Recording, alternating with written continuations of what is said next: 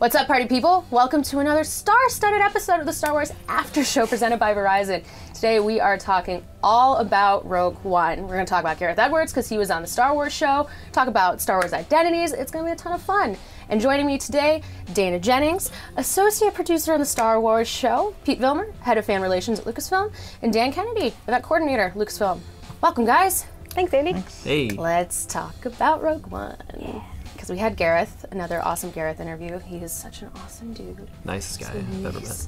Such a nice guy. Very accessible, Very normal. very cool guy. Yeah, I think that's one of my favorite things about interviewing him is that he's one of us. Totally one of us. Yeah. I never know when he's around because it just feels like normal, like nothing crazy's going on because he just kind of fits in. No, yeah. And that was the like first thing we talked about was like he's working here. He is here all the time. Yeah. When I was talking to Gareth, he was telling me about his youth and how he came to love Star Wars. And he talked to me about when he'd be getting ready for school in the morning, eating his breakfast. He'd watch the same first 15 minutes of A New Hope every time. And when he has to go to school, he turns it off. And then next morning he rewinds it, watches the same thing again. And it's just kind of fitting that now he's basically building the prologue to those first 15 minutes of A New Hope. So that was really cool. That's a great story. That's that's gotta be the most surreal thing, you know, for a huge fan. And I know we've talked about this a lot, that, you know, he's a fan that's making a Star Wars movie now, but like, he's so really tied to A New Hope specifically. Like every time we've talked to him, he's shown that he really loves that film.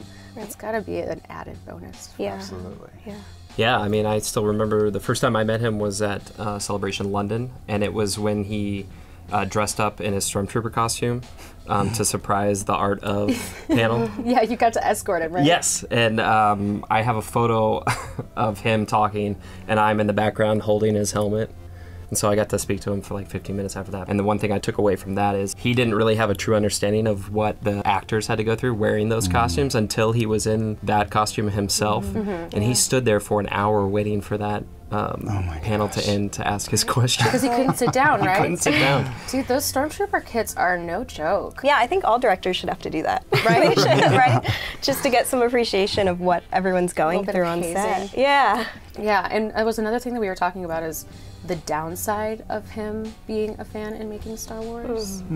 One of the questions you asked him was how has it changed from being a fan to being the filmmaker? And I really like how he said, like once it's out there, you always feel the need to change things because like George Lucas, when he made the special editions, he felt like he had always had little things that he could fix. And I love that he justified the special editions that George Lucas made because he said, as a filmmaker, you're always trying to make things better.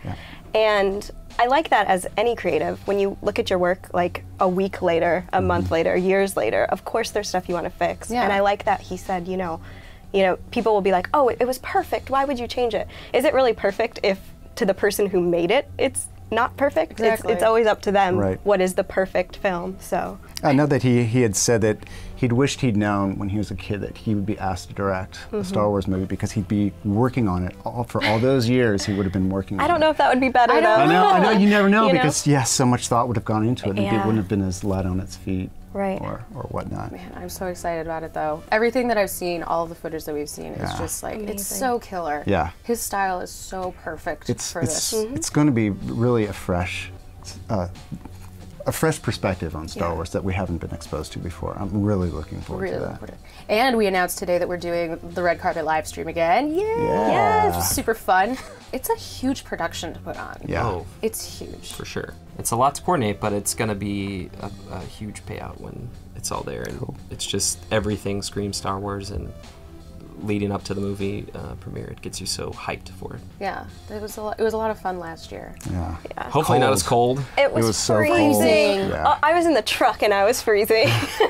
I should not have worn any length. I'm going full length dress this year. Yeah, it would be cool to show people how much work goes into it, like the behind the scenes, what's going on in the truck, how much, like Kyle going out to find a Gary dog bed.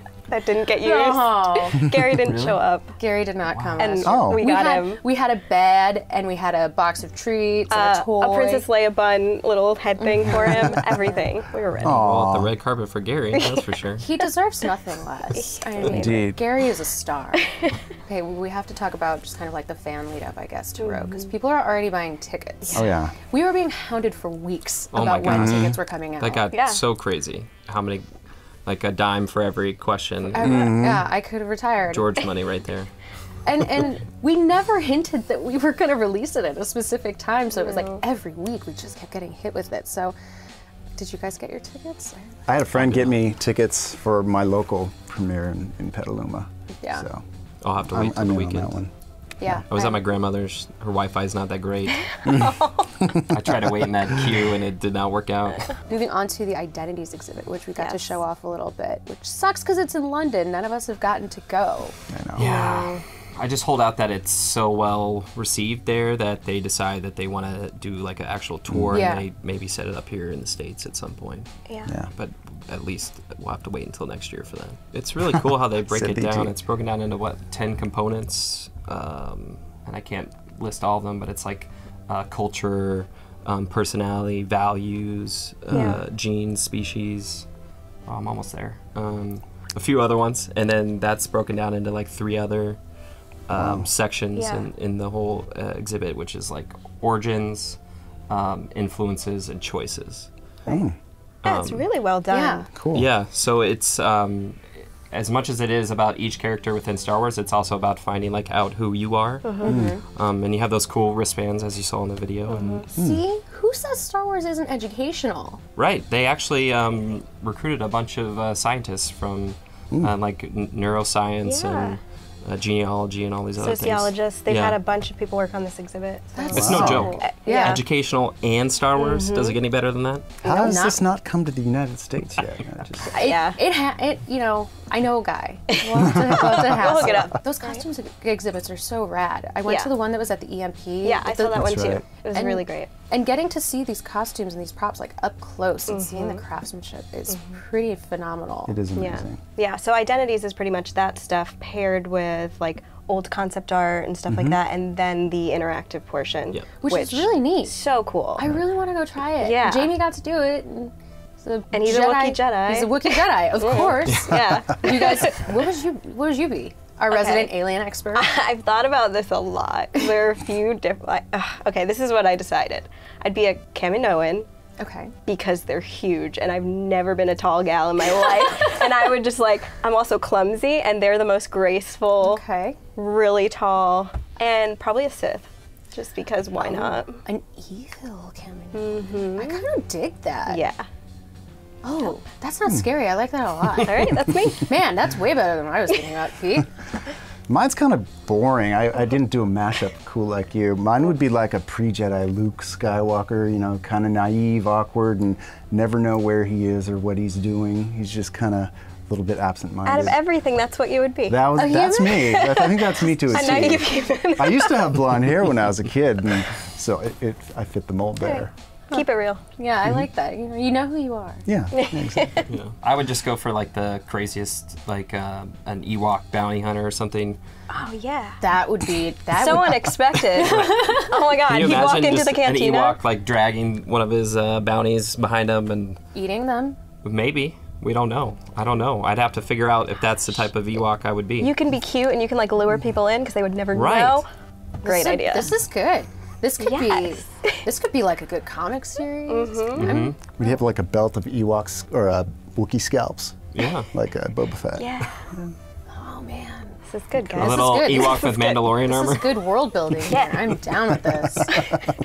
But what was cool was we actually got to follow them, like dismantling the exhibit in Germany and packing up Jabba's eyes and moving them. wow. So that was like a whole behind the scenes thing, and it was really neat to see because Jabba doesn't exist anymore. He's know. just eyeballs. Yeah. That is so cool. And there's a things- lot of stuff like that too. I mean, Layla and her team do an amazing job, even out at the archives, which that was like a life-changing experience there. You've got.